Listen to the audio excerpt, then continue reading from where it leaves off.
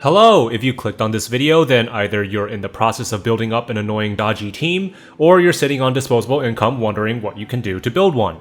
And I say this with a straight face, building a high-end evasion team is a very, very expensive process, or a lucky process if you happen to pull everything you need by chance. I'm not talking about kind of dodgy and evadey. I'm talking about more often than not your opponents can't hit you.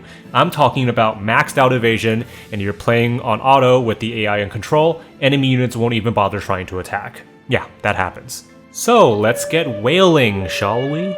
3 specific vision cards form the bedrock of a maxed out evasion build. They have 3 things to focus on: direct evasion, and luck and agility boosts, 2 stats that directly increase evasion rate. If you need a primer on how evasion works, take a peek at the original Evade Team guide. So, for VCs, first you have Shiva, which at this point in time, with 20 evasion at level 99, it is the most you can get out of a single card. The second is Secrets of the Heart, which gives plus 35% luck party-wide at level 99. The last one is Scion of House Beowulf, which gives 15% boost to agility for the whole party at level 99. The unfortunate thing about this VC is that it is limited, so if you don't have one maxed out right now, you really can't do anything about it unless Gumi brings back another Tactics Collab rerun event.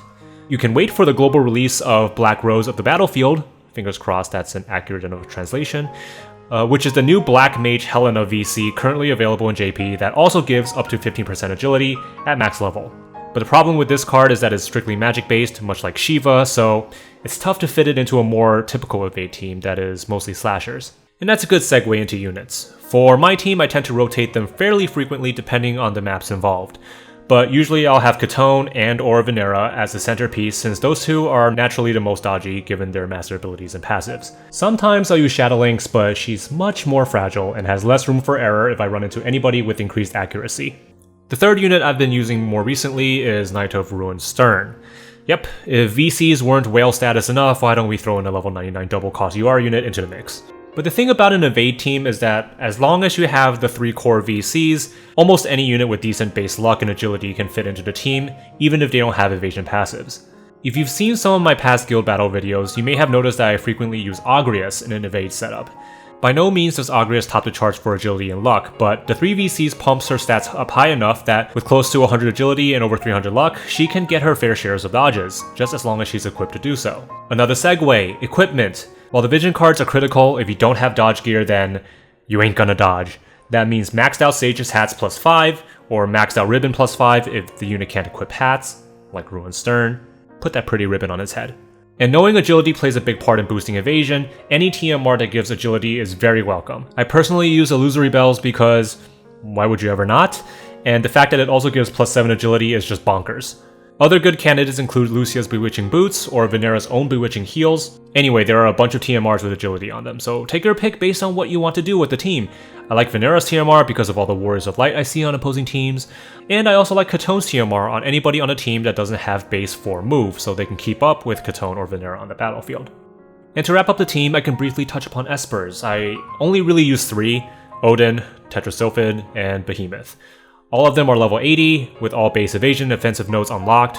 I especially like Behemoth's Light Eater nodes because, again, there are just too many Warriors of Light running around. Okay, so this is one of the more fun and also trickiest parts. Skills. I'll just put it out there now. There isn't really a correct way of going about setting your skills. I personally adjust turning skills on and off depending on what map I'm dealing with for both guild battles and arena. So for example, for Chtone specifically, I don't use Hazard Form for the current Cave Arena map because it's so small. I don't want Chtone engaging the enemy team before she can get out Utsusemi, so I disable Hazard Form, that way she'll use a TMR buff the first turn, followed by Utsusemi before getting into enemy territory. So now she'll basically be able to backdoor and attack enemies while they head toward the rest of my team. On the other end of the spectrum, the current guild battle map, Plains, is redonkulously big and it takes forever to get across, so now I have to make Hazard Form available to Chtone so that way she doesn't end up wasting both casts of Utsusemi before she gets within range of the enemy team. This isn't something that I just do on a whim. It involves making extensive use of the mock guild battles maps and observing what skill rotations and movement patterns the AI uses. It's the reason why on this Plains guild battle map I removed Illusory Bells from Stern and put it on Venera instead. That's simply because Stern has more TP skills that he can use to boost his AP than Venera. Both of them can use the extra HP, but Venera tends to be more limited without it. On a smaller map, I probably won't even use Venera, and I may opt for a more support-based unit like 𝐅𝐅𝐁𝐄 or even Giglymesh, or maybe Glaciella once I build her up more.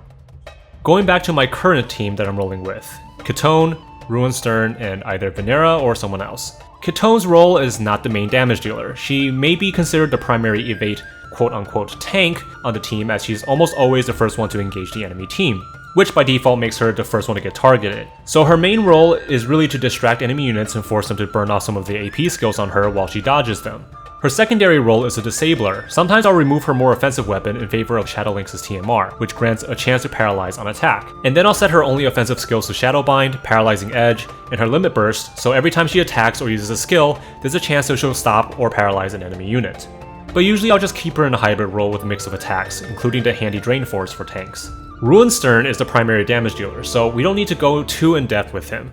Most of his offensive skills are on, except for Hien, since I prefer that he uses the little AP it costs on Mighty Break instead. All evasion passives are on, of course. Doesn't really require a lot of brainpower to make this guy work. The last spot is the more flexible one. Venera is nice since she has Dual Gunner as a sub-job. It's always good to have a different attack type in case I run into a team that's heavied up on slash resist. 𝐅𝐅𝐁𝐄 is nice as she can be super annoying dodging and disabling enemies, smacking 𝐼𝐼𝐿𝐼𝐿 into the ground, and even if she does get hit, she can take them pretty well. Her AoE regen also complements well with Ruin Stern, who punches himself in the face every single time he uses Hazard Crusher. Doesn't really solve any anti-slash teams though. Gregory is also another option, although beyond Kotetsu, he doesn't bring a whole lot to the table.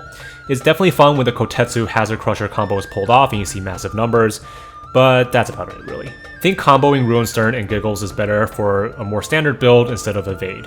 Maybe throw 𝐼𝐼𝐿𝐼𝐿 into the mix. Anyway, that's it for the current state of my Evade team. The only improvement I can see is 𝐿𝐿𝐼𝐿's main weapon, which is currently a Kodachi +5.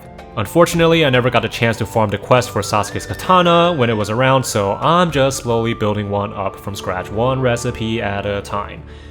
Kill me. The rest of the units are pretty much maxed out.